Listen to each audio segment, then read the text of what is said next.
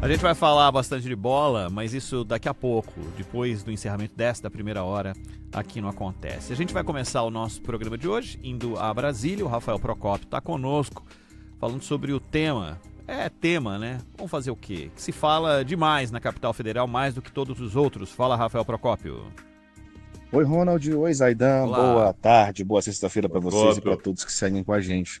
Enfim, o que está acontecendo neste momento é que existe uma pequena rusga, podemos dizer assim, entre a presidência da Câmara dos Deputados, presidência de Hugo Mota, com o deputado Paulinho da Força, ele que foi escolhido como relator desse texto, que só teve a urgência aprovada até então. Texto esse que prevê anistia aos condenados pelos atos de 8 de janeiro. De acordo com a fala de Hugo Mota, a pauta do imposto de renda não tem e não terá qualquer relação com a construção de uma anistia ou redução de penas a essas pessoas.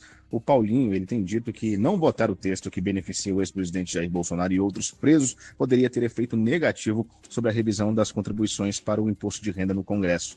Este assunto, é claro, a gente lembra, é importante para o governo Lula e tem sido uma das promessas de campanha desde 2022, que é reduzir a faixa de contribuição para quem ganha até 5 mil por mês.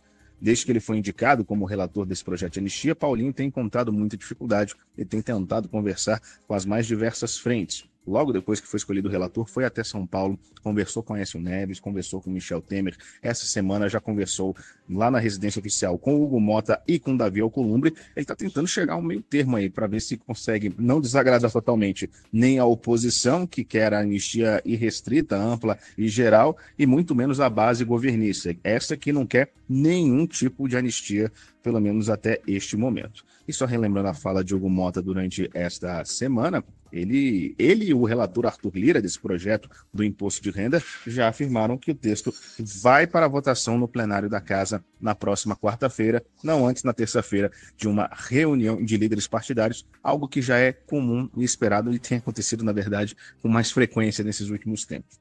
Vamos ver se toda essa promessa aí vai ser mantida, mas pelo menos a expectativa do relator Arthur Lira, pelo menos o que ele disse quando ele exercia a presidência da Câmara dos Deputados, através dos acordos públicos que ele dizia, eles costumavam ser cumpridos. Então, muito provavelmente, vamos ver a votação do imposto de renda na próxima quarta-feira. Essa que é uma pauta que tem bastante apoio neste momento dentro da Câmara dos Deputados. Volto com vocês. Valeu, Procópio. É o assunto para muitos, especial demais para outros tantos e rechaçado por outros. Mas o Hugo Mota bateu o pé e daquilo que o Paulinho deixou escapar ali na saída, no corredor, meio que não tem votação de imposto de renda antes de resolver a questão da anistia, tá marcada para quarta-feira e segundo o Hugo Mota, mas do Hugo Mota não dá para ter absoluta certeza, né? Dá para acreditar mais no que o Arthur Lira tá confirmando. Diz que quarta-feira que vem vai votar o imposto de renda, Zaidan. É provável que vote, né? Até porque ninguém quer aparecer para a sociedade, particularmente para os trabalhadores, para a maioria que ganha muito pouco, como obstáculo à aprovação de um projeto que amplia a faixa de isenção. Ninguém quer aparecer como obstáculo, como o cara que atrapalhou. Veja que lá no Senado, o Isalci pediu vista, né? Tomou uma dura do Omar Aziz, que usou inclusive esse argumento, né? Aproveitou a chance e usou esse argumento. Você sempre atrasa ou atrapalha, ou é um obstáculo, a aprovação de projetos que beneficiam os trabalhadores e tal. Então, aquele movimento foi cortado, foi evitado já no início. E não tem nenhum sentido essa relação aí que o Paulinho tentou estabelecer, né? Se não apreciar isso aqui, se não marcar, não sei o quê, o outro pode ficar comprometido. Pode ficar comprometido coisa nenhuma. Tem relação, nada, absolutamente nada, né? Até porque essa história de dosimetria, que já é uma coisa meio alucinada, né? Você ter um projeto de dosimetria. Dosimetria está, obviamente, relacionado à aplicação das penas, né?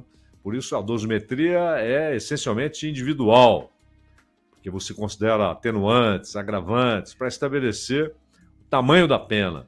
Então, é óbvio que isso é função do judiciário.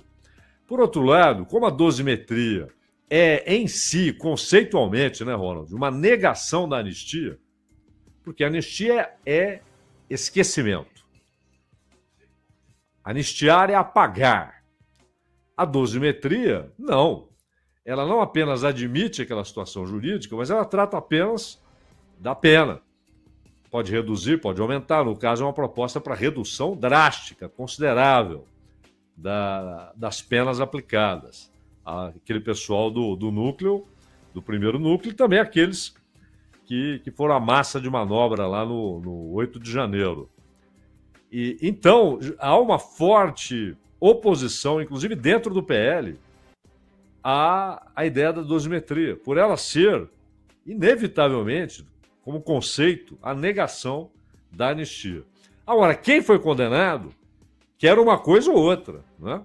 Não quer eliminar a possibilidade de dosimetria. Por isso, esse choque entre Jair Bolsonaro e Eduardo Bolsonaro. Porque, obviamente, para o Jair Bolsonaro, se não for uma coisa, que seja outra. Se não for anistia, que seja redução de pena. E o Eduardo Bolsonaro tem batido o pé que não há nada que seja alternativa à aprovação da anistia. Ele reiterou isso agora que recebeu a visita lá do Sóstenes Cavalcante, que falou que não é menino de recado, foi lá para ouvir o Eduardo. Não, ele foi para ouvir, mas ele foi também para dizer o que ele ouviu do Jair Bolsonaro no encontro que ele teve imediatamente antes da viagem aos Estados Unidos. Mas só dá para ouvir estando presente, Zaidan? Só dá para ouvir de corpo presente? Foi conversar, né? Lógico, foi conversar com a turma do corredor do Departamento de Estado. Né? Agora, o que importa, como sempre, né, nessas votações, é o centrão. É o que principalmente PP do Ciro Nogueira e União Brasil querem em relação a esses projetos. Né? A anistia não lhes toca o coração. Né? Inclusive pode ser vista como inconveniente para o que eles projetam para 2026. Que candidato eles querem em 2026. Enquanto essa história de dosimetria também não os move. Mas o fato é que o Centrão é que vai decidir. Por isso o PL tentou negociar, né? A PEC da blindagem, que interessava muito ao Centrão, e que foi abatida a tiros no Senado, né, Ronaldo? Tiros de escopeta de curto, de muito Calibre próximo. 12. 12, exatamente.